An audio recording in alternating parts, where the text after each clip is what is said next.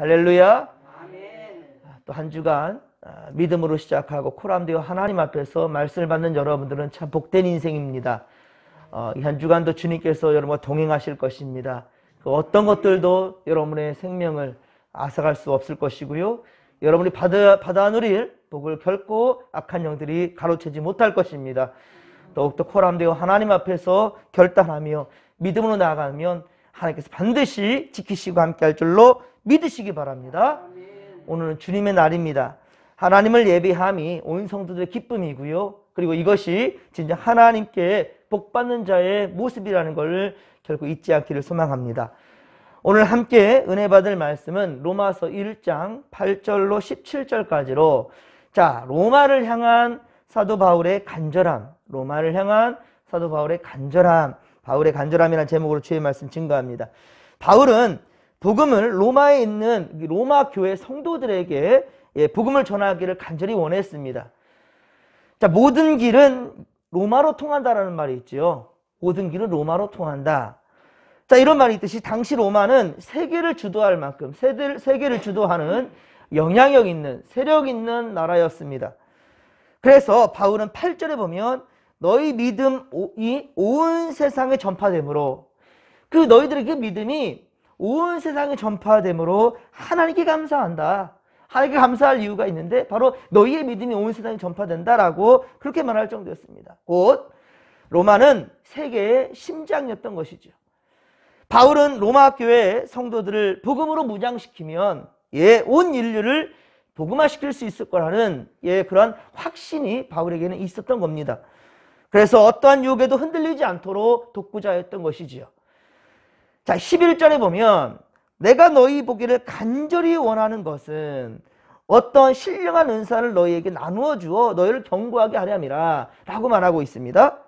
그렇습니다. 믿음이 굳건하면 어떠한 악조건과 그 상황 가운데서도요 결코 흔들리지 아니하고 견뎌낼 수가 있습니다. 믿으면 됩니다. 믿음이 이깁니다. 믿음이 세상을 이깁니다. 믿음이 두려움을 몰아냅니다. 여러분들, 이 믿음이 바로 다니엘에게 있었기 때문에 사자굴에서도 그는 결코 흔들리지 않았던 겁니다. 여러분들, 분명한 믿음이 우리 가운데 있기를 간절히 빌고 소망합니다. 그래서 사도 바울은 로마에 있는 성도들의 더욱 굳건한 그 믿음을 위해서 이 로마서를 기록하고 있는 것이지요. 자, 누가복음 22장 31절에서 32절에 보면 주님 말씀하십니다. 시몬아 보라, 사탄이 너희를 밀가 부르듯 하려고 요구하였으나 그러나 내가 너희를 위하여 너의 믿음이 떨어지지 않기를 기도하였노니 너는 돌이킨 후에 내 형제를 굳게 하라 라고 말하고 있습니다. 즉 예수님께서 시몬 베드로를 내가 너를 위해서 기도할 테니 내가 널 붙들어 줄 테니 너 또한 역시 동일하게 다른 이들이 흔들리지 않도록 붙들어 주어라 라는 것입니다. 사탄 마귀는 끊임없이 우리를 유혹하며 선한 대로 살지 못하도록 악에 흔들리게 끊임없이 충동질하고요. 그리고 밀가부르듯 하고 있다는 거예요. 그러나 주님은 시몬 베드로를 위해 믿음이 떨어지지 않도록 그렇게 기도했다는 것이죠. 그리고 믿음을 지켜낸 시몬, 이 베드로는 가서 연약한 믿음의 성도들을 그렇게 굳게 해주는 것, 이것이 바로 사명이라는 거예요. 여러분들이 바로 말씀을 통하여서 그리고 기도 중에 여러 상황 가운데 하나님이 은혜를 주셨다면 그 은혜가 여러분 안에서만 머무르지 아니하고 계속해서 흘러갈 수 있도록 이 배에서 생수의 강이 멈추는 것이 아니라 흘러가기를 우리 주님께서 바라고 계시고요. 그래서 여러분들이 받은 그 은혜를 계속해서 다른이들에게 영향을 끼칠 수 있게 되기를 주님 간절히 축원합니다. 사랑하는 성도 여러분, 우리도 하나님 앞에 믿음이 온전히 있어야 함은 물론이거니와 그렇습니다. 연약한 믿음의 권속들을 붙들어줘야 될 사명이 있다는 것이죠. 오늘 보면 12절을 같이 한번 읽겠습니다. 이는 곧 내가 너희 가운데서 너희와 나의 믿음으로 말미암아 피차 아니함을 얻으려 함이라. 아멘. 여러분, 저는 기도할 때에도 여러분들에게 그 은혜가 있기를 원합니다라는 표현을 거의 많이 쓰지 않아요. 그죠? 우리라는 표현을 많이 쓰죠. 저는 그렇습니다. 우리에게 있기를 원한다. 우리라는 표현 가운데 이 뭐냐면 말씀을 전하는 목사님들은 항상 성도들을 향해서만 가는데 사실은 제가 설교를 준비하면서 항상 느끼는 건 그래요. 1차적으로는 제게 도전이 되고요. 제 믿음을 굳건히 하는 게 있습니다. 그리고 말씀을 전할 때 여러분들이 그걸 따곡따곡 말씀을 받아 먹을 때의 아멘하는 그 소리가 상당하게 저한테는 큰 영향력이 돼요. 그래서 여기 보면 사도 바울도 피차 안위함을 얻으려 함이라라고 말하고 있죠. 맞습니다. 피차 함께 은혜가 되는 거예요. 예. 어떤 분들은 이게 제가 참 좋은 목회 훈련을 받은 것이 예전에 김종선 목사님이 항상 그러셨어요. 주일 예배 마치면 제일 먼저 요구하는 것이 CD 달라는 CD.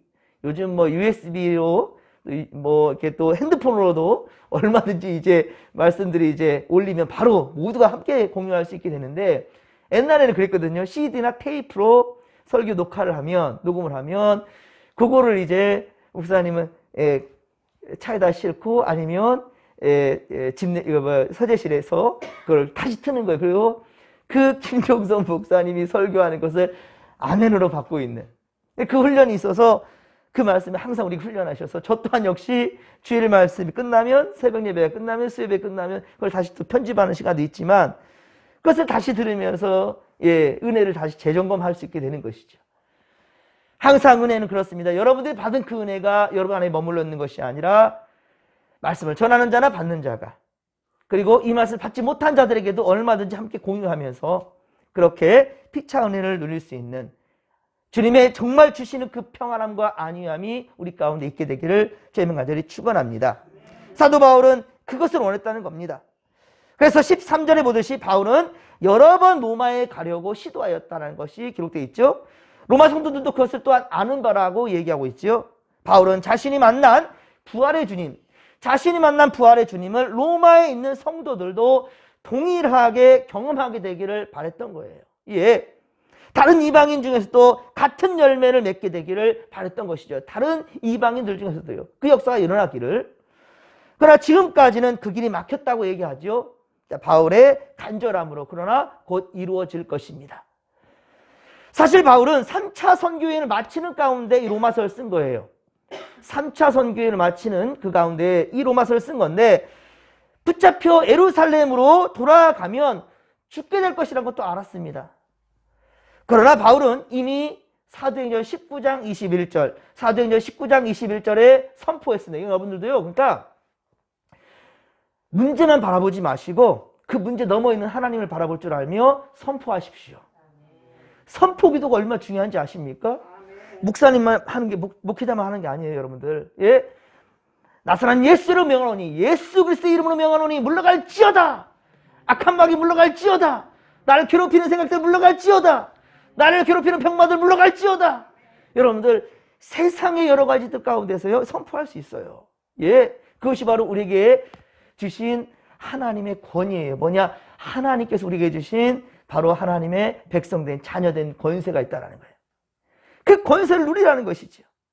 사도행전 19장 21절에 바울은 선포했어요. 뭐라 했느냐? 예루살렘에 가기로 작정하여 이르되 내가 거기 갔다가 후에 로마도 보아야 하리라. 로마도 보아야 하리라.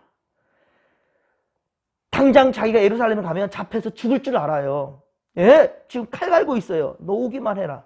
3차 선교회 마치는 시점에 이제 그 예루살렘에는 기다리고 있어요.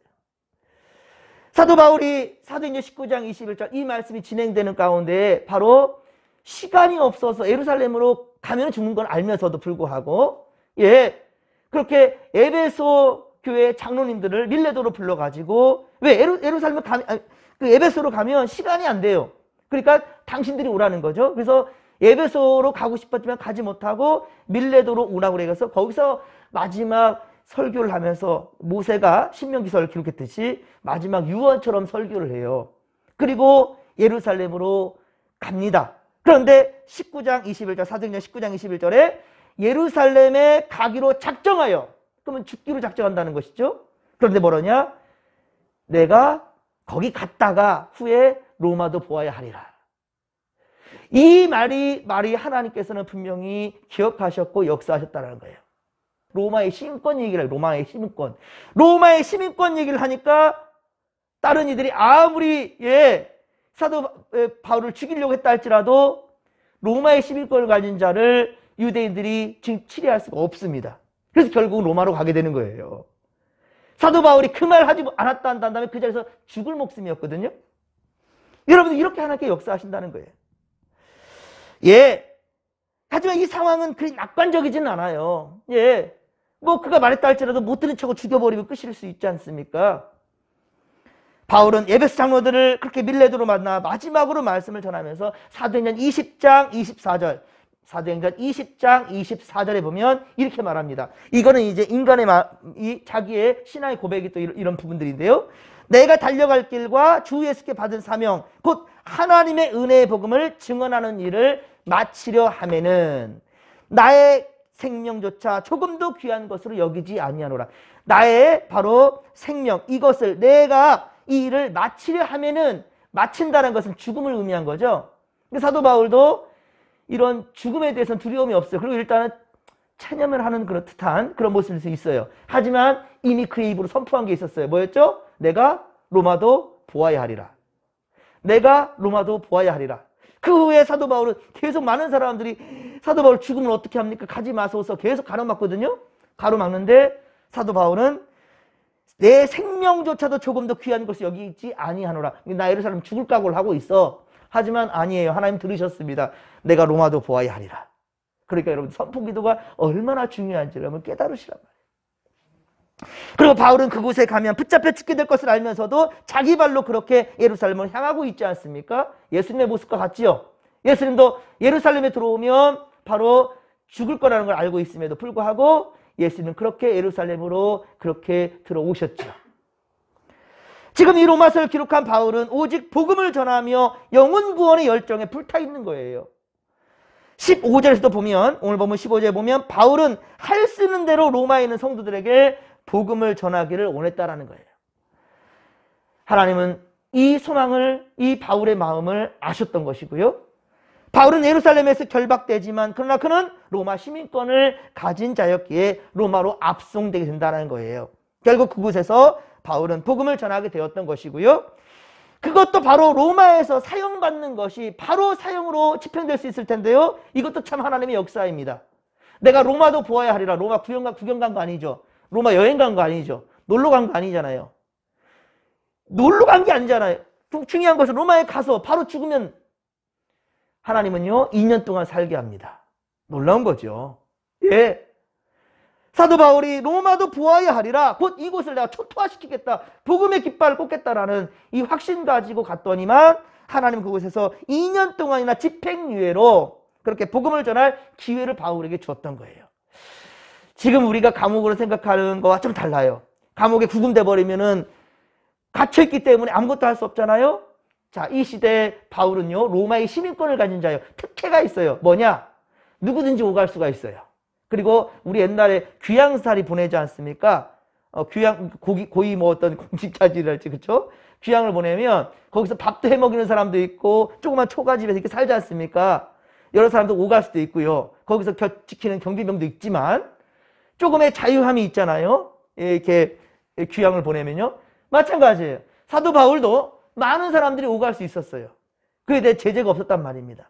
그것도 2년 동안이나. 놀랍지 않습니까? 사랑하는 성도 여러분, 우리도 바울처럼 선을 위해, 의를 위해 선포하시길 바랍니다.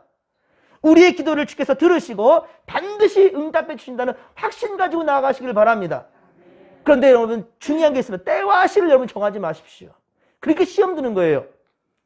기도하면서 때와 시를 그렇게 정해버리니까 왜 하나님이 안 도와주냐는 거예요. 그러니까 에이 안 되겠네 이름으로 마음 꺾어버려요. 끝난 겁니다. 여러분 절대 그러지 마십시오. 제가 오늘 주일날 예배 말씀에 전하겠지만 사실 제가 일천번제를 저희 아내와 참 우리 아내가 이게 부분을 담게 되는 것 같아요. 하자 가면 한 번도 노 해본 적이 없어요. 묻고 따지지도 않아요. 어디 선교했어 하면은 그래요? 끝인 거야. 사실 가정사를 돌보려면 돈 들어갈 게 한두 푼이겠습니까? 근데 전혀. 그래서 어쨌든 일천번제를 드리면서 그런 마음이 드는 거예요. 하나님 100일째 됐을 때 기적을 보여주십시오. 사실 100일쯤 됐을 때, 그러니까 1000일이니까, 그쵸? 1000번째니까 그중에 10%. 그러니까 11조로 생각하면서 100일 됐을 때 어떤 벌어든 좀 보였으면 좋겠습니다 했더니만 하나님께서는요, 지난주에 말씀드렸었죠. 이 1000만 원을 주시는데 딱 100일 됐을 때 안 되는 거. 100일, 2, 3. 제가 한번 계산 한번 해봤어, 어제. 그랬더니만 딱 110일 됐을 때에 그런 역사를 주셨던 거예요. 110일째 됐을 때 그 장로님이 갑자기 전화 오셔가지고, 예, 그렇게 물질을 주셨어요. 그것도 뜸을 들이기를 한 이틀 뜸을 들이셨고요. 그럼 그 뜸 들이는 때 어떤 생각합니까? 에이, 뭐, 그냥 괜히 내 마음 이렇게 움직여놨나? 동화시켜놨나? 이러면서 또 이런 저 번뇌가 생기지 않습니까? 그런 번뇌 과정을 딱 하나님께 겪게 하시는 거예요. 그리고도 하나님께서는요, 확신이 안 가냐? 하나 더 보여줄까? 그것이 바로 식물로 다 채워주신 거예요, 교회. 성경에 보면,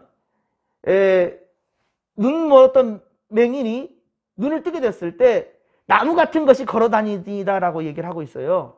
이 성경의 나무라는 것은 사람을 의미합니다. 생명을 의미합니다. 여러분들, 얼마나 놀라운 기적입니까?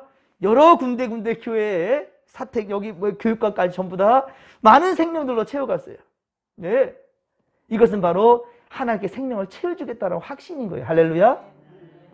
먼저 식물들로 채워주셨지만 우리 진목교회가 많은 성도로 채워주신다는 확신이 오게 되는 거예요. 할렐루야. 기도원에 주셨던 환상처럼 하나님이 그렇게 주시더라고요. 야, 너무 감사하더라고요. 네? 제 마음에는 하나님 1000번제를 드렸으니 100일쯤 됐을 때 응답 주십시오라고 했는데 100일하고 10일이 지나가고 그리고 한 2, 3일 뜸을 들이게 되고 이러면서 하나님께서 역사해 주시는데 야, 하나님 얼마나 감사한지요. 여러분들, 이런 기적이 항상 말씀드리죠. 남의 간증이 아니라 여러분의 삶 가운데에 기적이 아니라 상식이 될 수 있기를 할렐루야 제명한 자리 축원합니다. 여러분, 그렇습니다. 하나님께서는요, 우리에게 없는 것 같은 상황인데도 있음으로 채워주시는 역사가 반드시 있다는 거예요. 그러니까 절대로 여러분들 실망하지 마시고 믿음 굳건히 붙들고 나아가기를 간절히 빌고 소망합니다. 하박국 2장 4절의 말씀을 인용하고 있는데요. 여러분, 오늘 17절 말씀 그렇습니다. 바로 믿음으로 믿음에 이르게 하나니 기록된 바 오직 의인은 믿음으로 말미암아 살리라. 그 믿음이 우리 가운데 있게 되기를 제목 간절히 축원합니다. 왜 고난 가운데서도 기뻐할 수 있을까? 왜?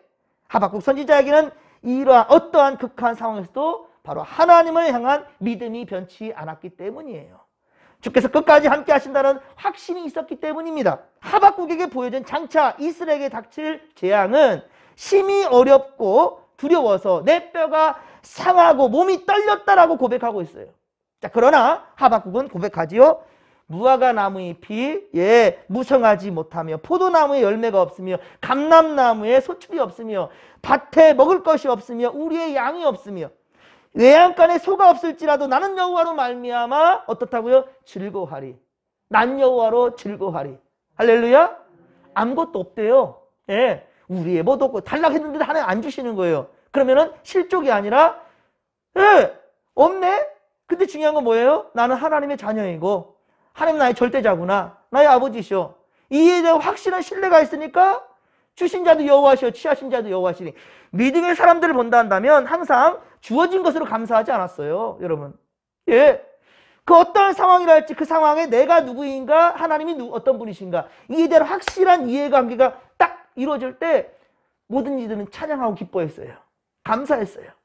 사랑하는 성도 여러분, 하박국이 어리석은 이스라엘 백성들의 믿음을 안타까워하였듯이 사도 바울이 로마 성도들을 향한 열정의 믿음이 있었듯이 바로 우리에게도 이 소망이 있기를 간절히 빌고 소망합니다.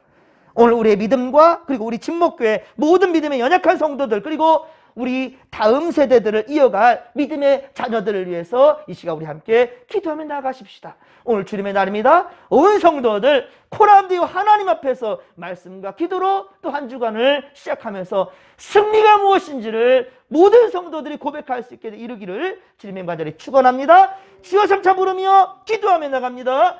주여 주여 주여. 살아계신 하나님 아버지 고맙고 감사를 드립니다. 주여, 주님이 우리의 아버지가 되신다는 사실이 얼마나 기쁘고 감사한지요. 아버지, 우리가 어떠한 상황에서 감사할 수 있는 이유가 바로 주님이 나의 아버지가 되신다는 것이요. 우리 아버지 생명의 근원 되시는 주님께서 지금도 우리 진목교와 함께 하시고 우리 성도들과 함께 하신다는 사실이요, 그러기에 우리 더욱더 굳건한 믿음을 주시옵소서. 어찌하여서 우리 눈앞에 있는 문제만 바라보고 벌벌 떨고 있습니까? 하나님 아버지, 코로나 바이러스가 아무리 활기를 친다는 할지라도 아버지요, 우리가 우리의 생명을 보존할 수 있는 것이 아닙니다. 그렇단다면 어떤 상황에서도 내가 할 수 있는 한 최선을 다해서 하나님을 예배하는 것일지니 주여 함께하여 주옵소서. 믿음이 연약한 성도들이 있습니다. 절대 포기하지 않고 저 믿음이 연약한 성도들도 최선을 다하여서 영상 예배를 드리면서 하나님 아버지요, 그렇게 또 주님과의 관계가 끊어지지 않도록 도와주시옵기를 원합니다. 하오나 주여, 우리를 더욱더 굳건한 믿음으로 한 걸음 한 걸음 더 주님께로 나아가기를 원합니다. 주여 도와주소서. 용기를 우리에게 더하여 주시고 믿음의 믿음을 더하여 주옵소서. 믿음으로 말미암아 우리는 살 수 있습니다. 믿음으로 말미암아 우리는 구원에 이르는 것입니다. 아버지요, 아버지요, 믿음 없음을 용서하시고 우리에게 더욱더 믿음의 믿음을 더하여 주시옵소서. 확신을 주시옵시고 담대한 믿음으로 할렐루야, 이 세상의 모든 부조리한 것들도 능히 이겨낼 수 있도록 주여 도와 주시옵소서.